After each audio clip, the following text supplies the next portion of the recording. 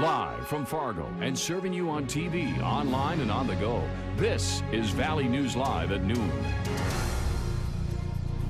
Breaking this noon on the Jacob Wetterling case. The suspect in Wetterling's kidnapping and murder is headed to court within the next hour. Thank you for joining us. I'm Christine Stanwood.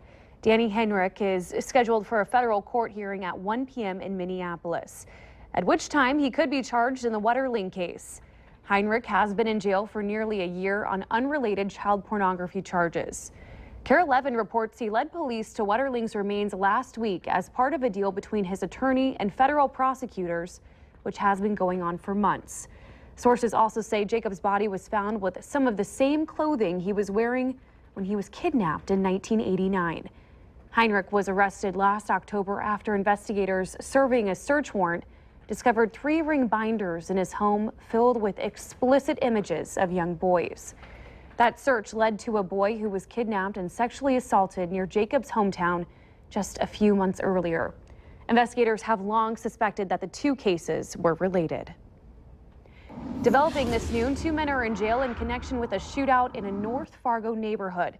It started around 6:30 last night when police got numerous calls about gunshots in the 800 block of Oak Street North. Officers put the neighborhood in lockdown as they tried to sort out details. And it appears members of 2 groups were shooting at each other, but no one was hurt. Officers questioned multiple suspects and so far have made 2 arrests.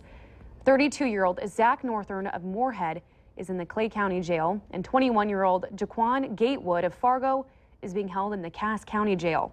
Both are accused of reckless endangerment. Also developing, 1 person is dead and 5 children are hurt after a car crash in Cass County, Minnesota. Deputies say a van left a county road near Federal Dam, Minnesota yesterday and hit several trees. The driver, 49-year-old Tracy Gale, was dead at the scene. 4 children were transported to a Bemidji hospital, and 1 child was taken into a Duluth hospital for serious injuries. Officials are still trying to determine what caused the crash. New at noon, summer's over for Minnesota school kids. They're traditionally the last group to head back to classes every fall. You'll notice extra police officers in school zones for the next few days to enforce laws about seatbelts, speed, and distracted driving. Road construction this year has pushed more traffic onto school routes, so police are urging drivers to be extra cautious. Cooler temperatures seem to be creeping into the valley, so what do our current conditions look like? Let's check in with meteorologist Robert Hahn. Robert?